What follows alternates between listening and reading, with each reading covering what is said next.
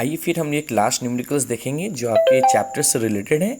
वो है क्या कि 100 gram of the salt is present in 550 gram of the solution, calculate the mass percentage of the solution. यानी कि 100 ग्राम ऑफ द सॉल्ट जो वो प्रेजेंट है किसमें, 550 ग्राम ऑफ द सॉल्यूशन में। तो कैलकुलेट द मास परसेंटेज हमें निकालना है सॉल्यूशन का। तो सिंपल सी बात है, आपने इस तरह के सवाल तो पहले भी सॉल्व किए न्यूमेरिकल्स। तो mass of percentage of solution equal to mass of solute by mass of solution into 100।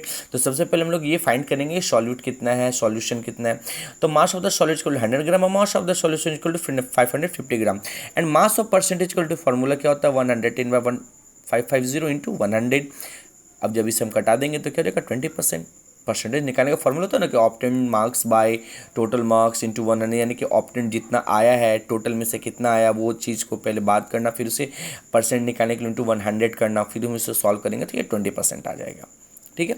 और उसके बाद मैंने कुछ सम इंपॉर्टेंट क्वेश्चंस आप लोगों को दिए जो आप लोगों को करना है, और ये क्वेश्चंस आप लोगों के एग्जामिनेशन के लिए बहुत इंपॉर्टेंट हो सकते हैं और इंपॉर्टेंट होंगे भी, क्योंकि ये मैंने टॉपिक से आपको दिया है कि जैसे कि what is meant by concentration of solution, की क्या मतलब होता है कंसंट्रेशन ऑफ सॉल्यूशन का।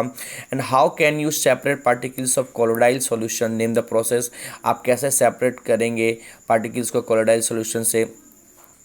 ठीक है, तो ये आपके जो है इसके प्रोसेस आपको लिख रहे किस प्रोसेस से आप ऐसा ये करेंगे। ठीक है। फिर तीसरे क्वेश्चन में है कि define a solution, give an example of.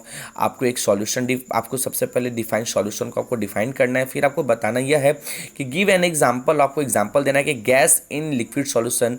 Liquid solution, gas in liquid solution में कौन से गैस होते हैं, और gas in the gas solution, gas में कौन से गैस वाले सॉल्यूशन होते हैं वो भी दिखाना है। फिर फोर्थ क्वेश्चन में कि distinguish between the miscible liquids and the immiscible liquids के बारे में आपको बताना है कि ये क्या होते हैं, मिस्केबल लिक्विड्स और इमिस्केबल लिक्विड्स क्या होते हैं। फिफ्थ क्वेश्चन में मैंने बताया कि give some examples of Tyndall effect observed in your surroundings. मैंने बोला कि कुछ एग्जांपल्स आपको देने हैं टिंडल इफेक्ट्स के अपने तरीके से सोचकर, या फिर मैंने थ्योरी में भी आपको बताया है टिंडल इफेक्ट्स के बारे में कि टिंडल इफेक्ट क्या होते हैं, सन से रिलेटेड मैंने बताया है। ठीक है, बीम ऑफ लाइट से रिलेटेड मैंने बताया है, आप वो भी एग्जांपल लिख सकते हैं, या फिर आप अपने तरीके से उससे और भी अच्छे तरीके से भी लिख सकते हैं सोच कर समझ कर। And six last one of the question is the why do sky appear blue, क्यों जो है स्काई जो वो ब्लू दिखता है, ये इसका भी आपको बताना है कि किस प्रोसेस की वजह से दिखता है और क्या कारण है जो ऐसा दिखता है। तो आपकी ये न्यूमेरिकल्स रही, और न्यूमेरिकल्स के साथ साथ ये आपके सम इंपॉर्टेंट क्वेश्चन हैं जो आपको अच्छे तरीके से कर लेना है।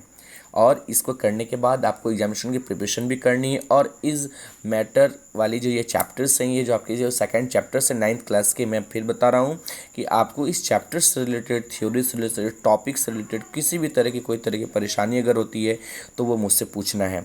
और क्वेश्चंस की जहाँ तक बात, जो भी क्वेश्चंस बनेंगे या क्वेश्चन दी जाएंगी या क्वेश्चंस टीचर्स देंगे या किसी भी स्कूल के बच्चे के लिए, ये जो इंपॉर्टेंस क्वेश्चन है ये सारे आपके टॉपिक से भी रिलेटेड रहेंगे। ये तो प्रैक्टिस के, ये आप जितना प्रैक्टिस करेंगे उतना आपके लिए अच्छा होगा। उसके बाद फिर जितने भी टॉपिक्स मैंने आपको पढ़ाया, टिंडल इफेक्ट्स हो गए, ठीक है, और कि बहुत सारी चीज़ें, सैचुरेटेड सॉल्यूशन, अनसैचुरेटेड सॉल्यूशन, बहुतों को मैं टॉपिक्स के अनुसार से मैंने वहाँ पर मैंने एग्जांपल्स बताए, वो भी आपके लिए बहुत इंपॉर्टेंट होंगे एग्जामिनेशन के लिए, तैयारी करने के लिए। तो वो टॉपिक से भी रिलेटेड आपके बहुत सारे क्वेश्चंस रहेंगे। तो सो टॉपिक इज़ वेरी इंपॉर्टेंट, और ये तो आपके प्रैक्टिस के लिए, आप जितना प्रैक्टिस करोगे, जितने क्वेश्चंस अपने तरीके से बनाओगे, जितने सेल्फ स्टडीज़ करोगे, उतनी आपके लिए अच्छी रहेगी। Okay, good bye.